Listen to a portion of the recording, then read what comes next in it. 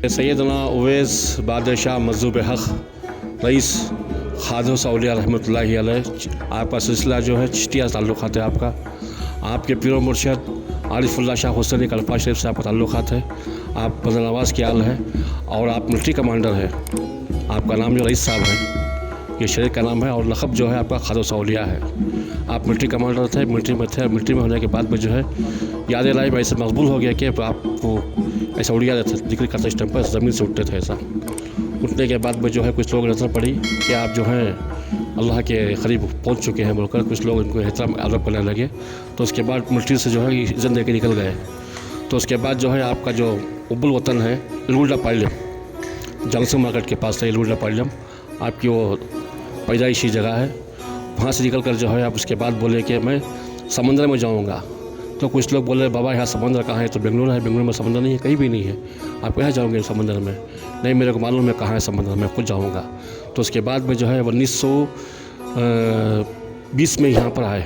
समंदर के माने बाबा कमलपुर रहमतुल्लाहि अलैह ख़ाजा सिलसिले जद्दा गौसे पाक है वो। तो उनके इदारे में आए। इदारे में आने के बाद में यहाँ बैठक हुई आपकी। यहाँ बैठक होने के बाद में जो है आप कई लोगों को बैठे बैठे खाना खिला देना, बैठे बैठे कुछ दे देना, कुछ शेफ़े दे देना, कुछ पैसे दे देना। तो उनके मकसद में कामयाबी होना, खलगत से पहुँच देना, शिफा होना बीमारियों से, हर चीज़ से भी। उसके बाद में जो है इनका एक नाम ऐसा था, उनका नाम बगीट वाला वहाब भाई, और वो बहुत इस पर मुश्किल में थे। वो एक बार वो जान देने के लिए गए कुएँ के पास। यहाँ तालाब थी, इसका नाम है बड़े तालाब। वहाँ पर जान देगा तो आप यहाँ बैठे हुए थे। आप उनको आवाज़ दिए कि ख़ादर हुसैन कहाँ जा रहे हैं आप फ़ौरन तशरीफ़ लेके आइए। तो लोग घबरे हो गए, यहाँ तो कोई भी नहीं है, मेरा नाम तो वो नहीं है, मेरा नाम तो वहाब भी है, ये कैसा मेरा नाम है? ऐसा बोले पुकारा, कौन है ये?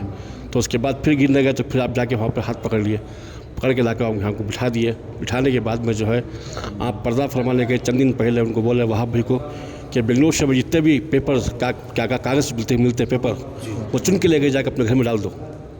तो परेशान हो गए वहाब भैया, क्या भैया रोड के पेपर है क्यों डाल रहे? खैर चुनने के बाद मेरे घर पे डाल दिए। डालने के बोले कि सरकार मैं ऐसा कर दिया हूँ। तो ठीक है साहब, कल जाना फिर सुबह फजर नमाज के बाद में। जाने के बाद देखते हैं तो पेपर पर नोट पढ़ के पड़े थे, नोट गड्ढिया हो गई थी पूरी, पूरा घर भर गया था। तो आप बेहोश हो गए वहाँ भी। फिर आप यहाँ पर तशरीफ़ ले गए। सरकार क्या है, सब पूरा पैसा ऐसा हो गया है, नोट बन गए पूरे।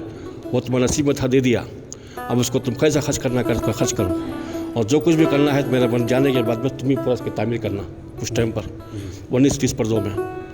उसके बाद में जो है सरकार पर्दा फरमाए, वही है वही वहाब भाई ने ये दरगाह शरीफ बांधे, सब कुछ के हर की चीज़ पई टू पई एकदम बिना परमिशन के, बिना इंजीनियर के आप परमिशन डाले दरगाह शरीफ बने। उसके बाद में दूसरी जगह बनेगी। अभी 10 साल हुआ। जो पुराना दरबार था बहुत आलीशान था, वो बहुत देखने के लिए कहीं से चाइना लोग से, अमेरिका से, जापान से, लंदन से, वहाँ से लोग आके देखते थे। जैसा कि कोई बाग है, चमन है, 4 गेट थे आपके, और कारिंजे थे, बाग था, सब कुछ था यहाँ पर। बस उनकी करामत वैसे हर इंसान यहाँ शिफा पाता है, हर इंसान सेहतमंद हो जाता है, रोता हुआ आता है, हंसता हो जाता है। ये वो दर है, इधर की बात कहीं भी नहीं आती। और सामने जिद्दा गौसे पाक सरकार का मलपोश, वो भी खुतबे आदम है, खुतबे आफ्ताफ है। आप कुतुब है बेंगलुरु शहर के। सरकार ख़ाजा सिलसिले आपके ताल्लुक़ात है, सरकार गौसे पाक की आपकी औलाद है। और आपका जो पूरा ख़ानदान है करदुल में है, बाबा कमलपुर रहमतुल्लाह करदुल में है आपका पूरा खानका। आपके दादा दादी, आपके बहन भाई, फूफू भौनी सब वहाँ पर आपके करदुल में है। वहाँ पर छोड़ कर जो है आप जो है कलकत्ता में आप पर्दा फरमाए, सरकुंडे में बाबा कमलपुर रहमतुल्लाहि अलैह। वहाँ पर्दा फरमाने के बाद में जो है वहाँ पर आपको मफन कर दिया गया। तो मफन करने के बाद वहाँ पर एक जो मिलिट्री कमांडर थे उनको बता दिए कि मेरा मकाम ये नहीं है, मेरा मकाम बेंगलुरु है। बेंगलुरु में आने के बाद में जो है वहाँ पर कुछ लोगों को तमस्मन नहीं आई। तो उसके बाद में जो वहाँ के जो कमांडर को उसको पेट पर रजिस्टर हो गया।